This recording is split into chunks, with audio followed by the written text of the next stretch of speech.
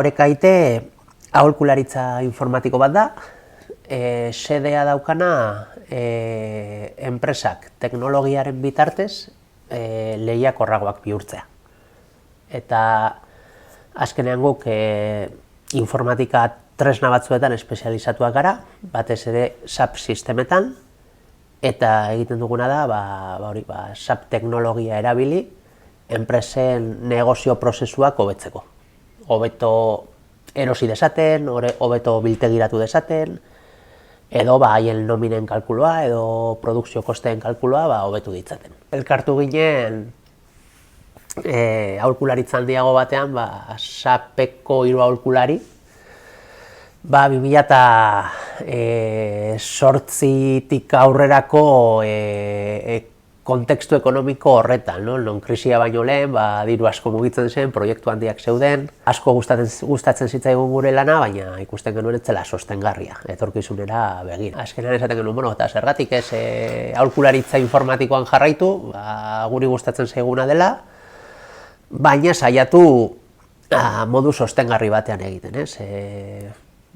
Euskal Herri mailan zerbait sortu, hemengo enpresentzako eta guritzako guk dakiguna egin, baina beti ere bizi kalitate handiko parametroekin, ez? Eta hori saiatu ginen egiten, horregatik orekak daukan izena, horregatik corporate balance eslogana, ez? Hemen gauzak orekatzearen ideia guztiaren atzean dago beti. Izan da bidaia bat lehenengo oso divertigarria, ikustut oso esperientzia berazgarria izan dela, polita. Zure nortasuna bilatu behar duzu, hasieran ez dakizu, norentzako nahi duzun lan egin, zertan zaren benetan ona, ze proiektu motak diren zureak. Hasieran adibidez, orekak asko lan egiten zuen administrazio publikoan. Gaur egun, administrazio publikotik oso urruti bizi gara, erabaki genuen gure mundua, industria zela, eraldaketa digitala, zenbat eta negozio prozesu zailagoak areta hobeto, eta joan gara gure nortasuna ere garatzen zentzu horretan, ez? Eta gaur egun esaten duzuna, 100 pertsona inguru eta 3 egoitzetan banatuta. Guk daukaguna da, bezero tipikoena da nazioarteko enpresa handi bat, Euskal Herriko guneren batean lantoki bat daukana. Zentzu horretan, erabaki gune altuenak ez daude hemen, baina bai dituztela Euskal Herriko lantokietan guri dagokionez, gure proiektuetan eta erabakitzeko ahalmena. Hori da, bezero mota bat, historikoki ziurrenik gehien lan egin duguna. Eta gero badago beste bat, ez daukana zerikusi askorik lehenengoarekin dela, Euskal Herriko enpresa txiki eta ertainak. Beti, edo gehienetan, enpresa industrialak, guk azkenean balio erantzi gehiago eskaini dezakegu negozio konplexuak dituzten enpresetan, eta horiek normalan industrialak izaten dira. Bi abiadura oso handi sumatzen ditugula, badaude enpresa handiak baliabide ekonomikoak dituztenak eta egitura bat daukatenak eraldaketa digitala aintzat hartzen duena. Gero, beste aldean zeharo ezberdina da. Beste aldean norbaitek arazo bat dauka. Tiket etorri da, eta nire RPA ez da egokitzen honetara. Nola egokitu behar naiz? Oraindik ere, guk sumatzen duguna da, enpresa txikita ertain askotan, digitalizatu beharraren kontzientzia hori ez dutela hartu. Oraindik ez da ikusten, digitalizazioan inbertitzea enpresaren lehiakortasunerako onurak ekarriko dituela zuzen. Euskara lehenengo egunetik izan da gure izaeraren parte bat, gurekin jaio zen, 3 pertsona sortzaileetatik 2 euskaldunak ginen, gainera gure artean euskaraz egiten genuen, eta hortik gelditu egin da, ez? Gainera gu beti ikusi izan dugu balio bat bezala. Guk ez dugu saltzen ikutzen edo ikusten den ezer. Guk zerbitzu bat saltzen dugu, eta zerbitzuen salmenta konfidantzan oinarritzen da.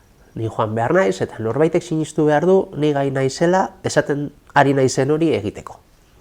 Eta hor fede puntu bat dago, eta dago konfidantza puntu bat, ez? Guretzako askoz ere, errezagoa izan da beti, konfidantza hori euskeratik sortzea, Orekaite erakunde bezala interlokuzio bat izan dezaket nazioarteko enpresa batekin gaztelaniaz edo ingelesez, Baina partidak jokatzen dira aurrez aurre pertsonen artean, eta hor txertatu albaldin baduzu pertsona hoien edo bezero hoien ama hizkuntza edo haiek lehenesten duten hizkuntza, zugia puntu batzuk irabaziak dituzu. Nik esango nizuke, Gasteizen sortzea guretzako abantaila bat izan dela. Gasteizen dagoena dela momentu honetan ezagutza maila egoki bat, baina gainera dago kontzientziazio maila oso potente bat. Zeu badakigu zer ez geneukan, badakigu zer falta zitzaigun eta badakigu gure gurasoei ze leporatu izan dieten historikoki, eta orduan asko baloratzen dugu gaur egun berreskuratu izana gure hizkuntza maila. Euskara orekan izan da naturala, ez dugu aparteko oztoporik egon, eta gero, bai, zuzendaritzatik egon da kontzientzia bat, esateko hau gure balio bat da, eta beraz zaildu eta bultzatu dezagun, ez? Eta berdin, Nafarroara edo Bizkaira joan ginenean. Nik uste dut erronka dela, ekoizlearekin, sapekin, hitzartzea, bintzat Euskal Herrian erabilienak diren produktuetan euskara txertatu behar duela, ez? Badaude katalana dagoen bezala, badago eslovenoa eta badago hainbat beste hizkuntza batzuk, komertzialki ez direnak euskara baino gehiago ere. Zer egin beharko dugu? Nik uste dut, momentu honetan antolatu eta nolabait adierazi ekoizleari, hemen gauden erakunde eta enpresa askok balio erantzi bat bezala ikusiko genukela euskara txertatzea bere softwarearen barruan. Nik uste dut, zalantzari gabe nahitaskoak direla, ekimen mota hauek, ze azkenean oraindik ere, zorionez edo zoritzarrez, Euskal Herrian euskararen normalizazioan izugarrizko lana egin behar da. Niri ezinbestekoa iruditzen zait, esparru publiko eta pribatuen elkarlan bat,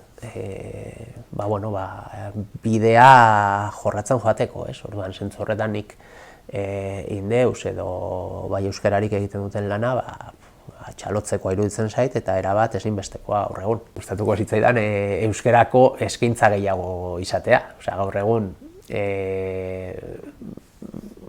maila ekonomikoan, teknikoan eta enpresa munduan oso eskaintza gutxi daukagu euskaraz ezagupenak partekatu ahal izateko eta besteok zer egiten ari duten ikusteko. Euskararen alde egoteak ere suposatu beharko du, momenturen batean hitz egin beharko dugula euskaraz edo lan egin beharko dugula euskaraz, eta momentuz pauso hori ez da etortzen. Orduan hori askotan hitz egiten da, euskara erdigunera ekartzearena eta zeharkako zerbait izan beharko lukeela, nahiko nuke horretara heldu nik herritar bezala, eta nahiko nuke ikusi, baina hori iruditzen zaitu urruti dagoela, iruditzen zaite euskararen gaia momentu honetan ez dagoela bogan.